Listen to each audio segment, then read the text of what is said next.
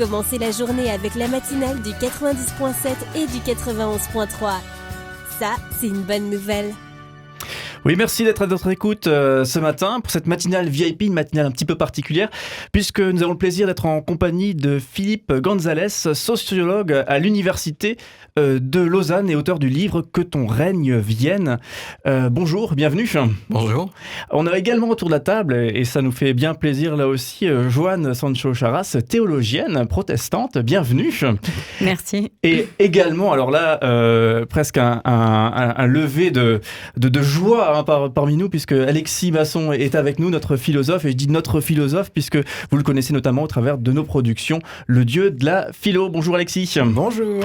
Voilà donc une matinée qui s'annonce haute en couleurs, puisqu'on va revenir sur une conférence qui a eu lieu à Strasbourg, une conférence dédiée au thème des évangéliques tentés par le pouvoir absolu. Pardon, ça c'est le titre, le thème de votre livre, excusez-moi, une conférence à Strasbourg sur le thème liberté et homophobie, le poids des chrétiens conservateurs. Voilà donc un titre effectivement qui fait dire beaucoup de choses déjà. Alors avant de se lancer dans des échanges, peut-être est-ce que Philippe, on peut avoir un retour sur ce qui a été dit, sur ce que vous voulez apporter au travers de ce type de conférence? Alors moi, ça fait plusieurs années que je travaille sur la place des convictions dans le débat public. La première chose, c'est que je suis suisse, et en Suisse, la conception de la laïcité est relativement différente. Et les religions sont des acteurs publics, des acteurs civiques. Et les religions ou les mouvements religieux. Et du coup, la question, c'est comment un projet ou une thèse religieuse peut entrer en débat public et même être inscrite dans la loi. Quelles sont les conditions pour cela ? Par ailleurs, je suis un spécialiste des mouvements évangéliques que je suis depuis plusieurs années. Et puis, je me suis intéressé notamment à la droite chrétienne aux États-Unis, mais on a aussi une forme de droite chrétienne en Suisse. C'est une spécificité de notre système démocratique. Et là, je me suis intéressé à la manière dont, au cours des 20 dernières années notamment, cette droite chrétienne a proposé un certain nombre d'objets au vote des citoyens ou au débat public, et la façon dont ces objets ont été reçus. Alors, je vais donner 2 exemples, même 3. Un premier exemple, ça a été la question des minarets, l'interdiction d'ériger des minarets, qui a donné lieu à un référendum. Ce que vous appelez un référendum, en Suisse, on appelle ça un droit d'initiative, c'est-à-dire que vous collectez 100 000 signatures, et puis vous avez le droit de faire une modification de la Constitution. Et donc là, on a un micro-parti évangélique, mais vraiment un micro-parti, ils ne sont même pas au Parlement, et ils se sont mobilisés avec des acteurs d'un autre parti qui s'appelle l'Union démocratique du Centre, mais c'est surtout cette micro-formation qu'on appelle l'Union démocratique fédérale, qui est un micro-parti évangélique de droite dure, qui s'est mobilisé autour de cet objet, qui a réussi en fait à convaincre les citoyens qu'il y avait un véritable enjeu autour des minarets et qu'il fallait les interdire. Donc ça, c'est le premier objet. Le second objet, c'est un objet qui intervient autour de 2012, relatif à l'avortement. Et l'idée qui était formulée par un autre parti évangélique, qui s'appelle le Parti évangélique suisse, qui est plutôt de centre-gauche, mais sur les questions morales, ils sont plutôt à droite. Et leur idée, c'était de sortir la prestation de l'avortement de la couverture de l'assurance maladie, donc de la Sécu. Et là, ils ont échoué. Donc, ils ont réussi à avoir une initiative populaire, le même format, ils ont récolté des signatures, ça a été soumis au vote et ça n'a pas marché. Et donc là, j'étais invité par l'antenne inclusive à Strasbourg, j'étais invité à venir parler d'une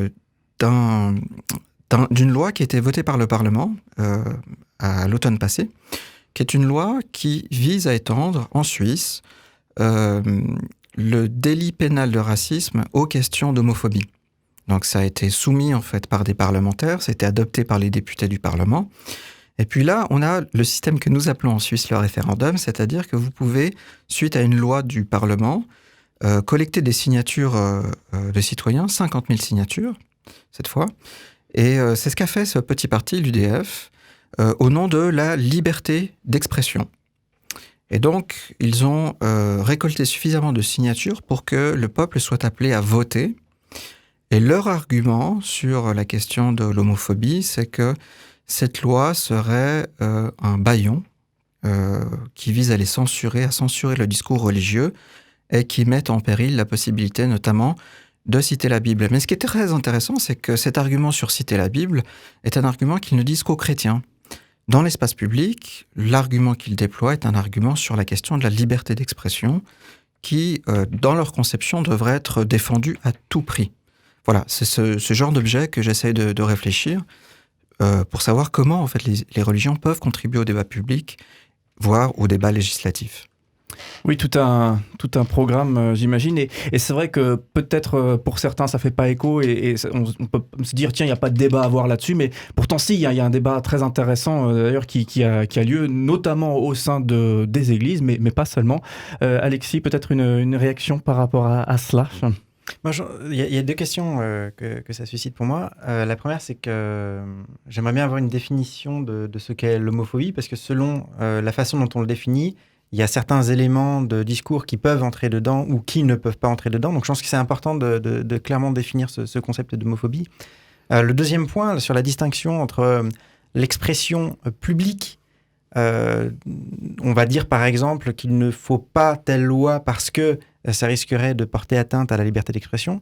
Et puis l'expression plus à la destination d'un groupe particulier, par exemple ici les églises chrétiennes, en disant que ça empêcherait par exemple cette loi sur l'homophobie ou sur l'expression homophobe de citer la Bible ou d'en parler.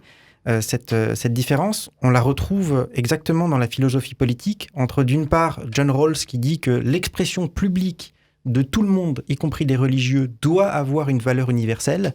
Et donc les chrétiens doivent changer leur discours pour parler dans l'espace public, pour parler dans la politique, avec des valeurs universelles.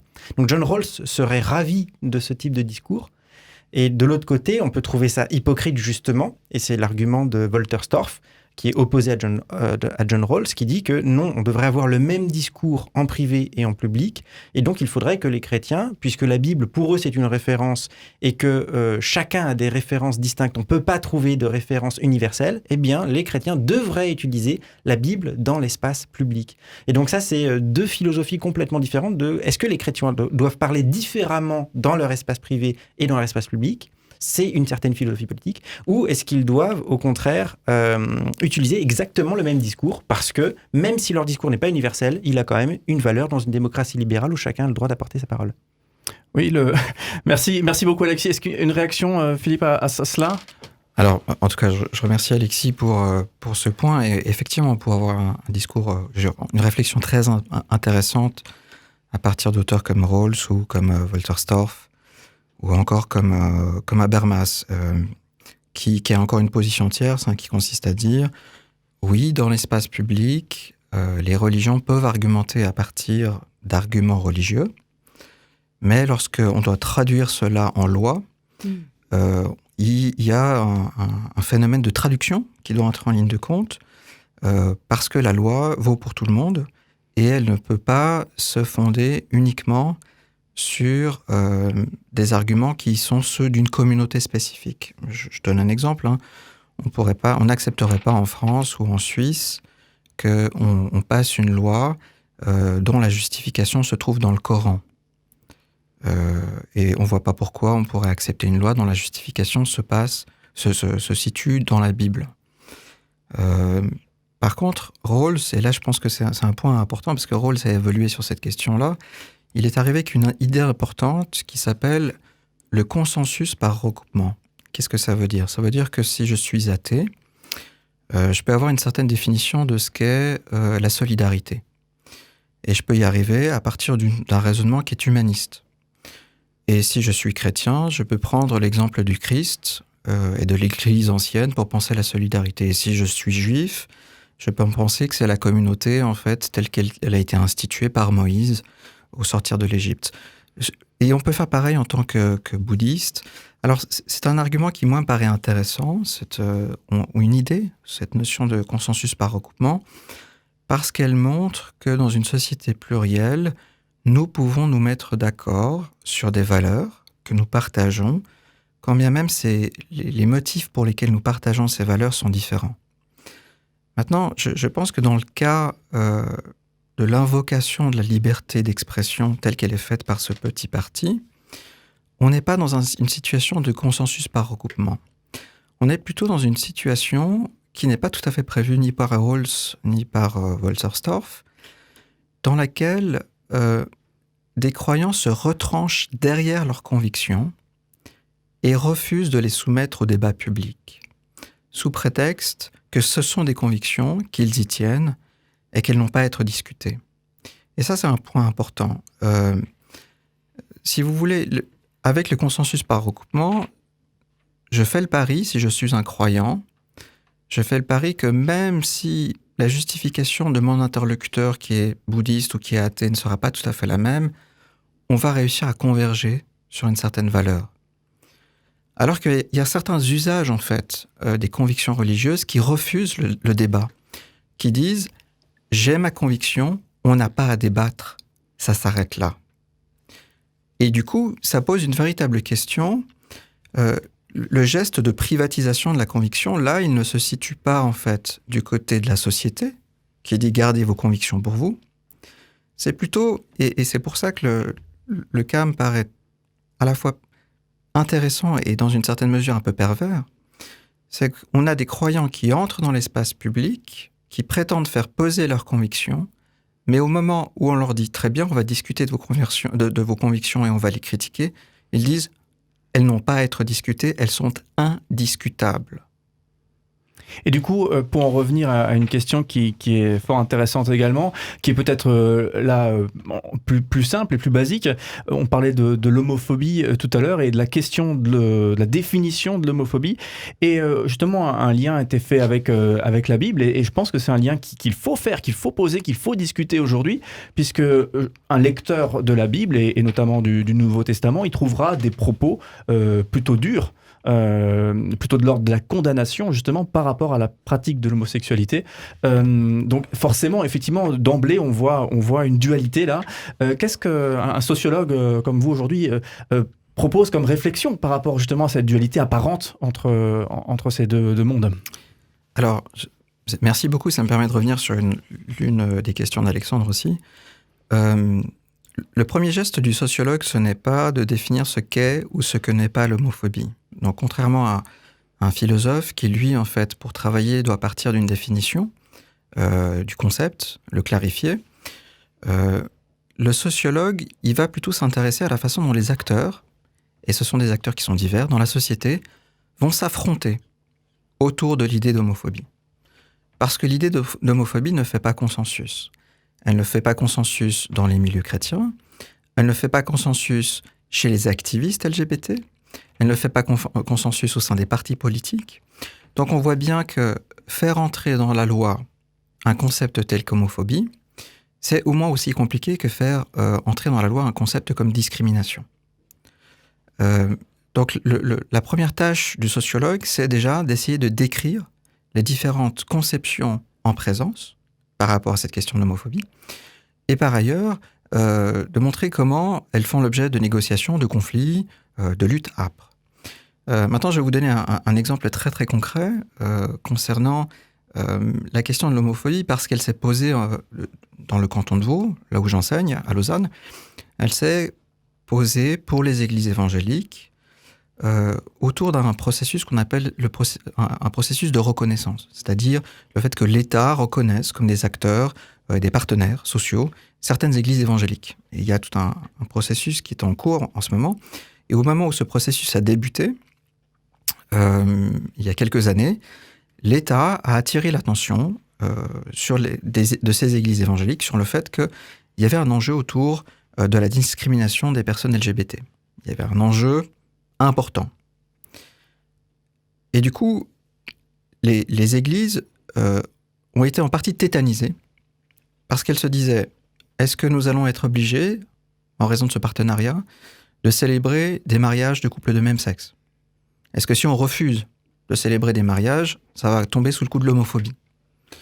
Est-ce que si on refuse d'engager un pasteur LGBT, ça va tomber sous le coup de l'homophobie? Est-ce que si on exerce une discipline sur l'un de nos membres parce que sa morale sexuelle ne correspond pas à un standard qui est hétérosexuel, est-ce que c'est de l'homophobie ? Est-ce que si nous citons des passages de la Bible, comme par exemple dans le Nouveau Testament, l'Épître aux Romains, ou dans l'Ancien Testament, le Lévitique, est-ce qu'on cite ces passages depuis la chair, c'est de l'homophobie. Alors, on a très rapidement rassuré, en fait, et quand je dis « on », c'est parce que je fais partie de la commission consultative en matière religieuse du canton de Vaud, donc, qui est un organe qui dépend directement du gouvernement. On les a rassurés en leur disant une chose qui paraît importante, c'est nous faisons une distinction entre la dimension cultuelle et la dimension culturelle ou la présence à la société. Quelle est cette distinction ? C'est que, bien sûr, on ne va pas vous obliger à engager des pasteurs LGBT, comme on ne peut pas vous obliger à engager des pasteurs qui sont des femmes. C'est la première chose. Par ailleurs, l'État de Vaud reconnaît à la fois l'Église réformée vaudoise, l'Église évangélique réformée, et par ailleurs l'Église catholique, et à aucun moment l'État de Vaud n'a obligé l'Église catholique à engager des femmes prêtres. Premier élément. Deuxième élément, donc ça c'est très clair, on ne peut pas non plus obliger une Église à accomplir des actes sacramentels qui vont à l'encontre de sa théologie.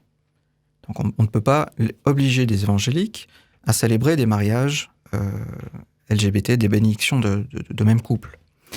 Des mariages ou des bénédictions, hein, ni l'un ni l'autre.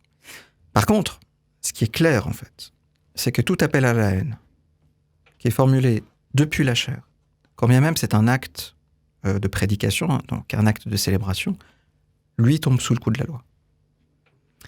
Oui, alors j'imagine qu'on pourrait creuser longuement effectivement ces nuances et ces distinctions.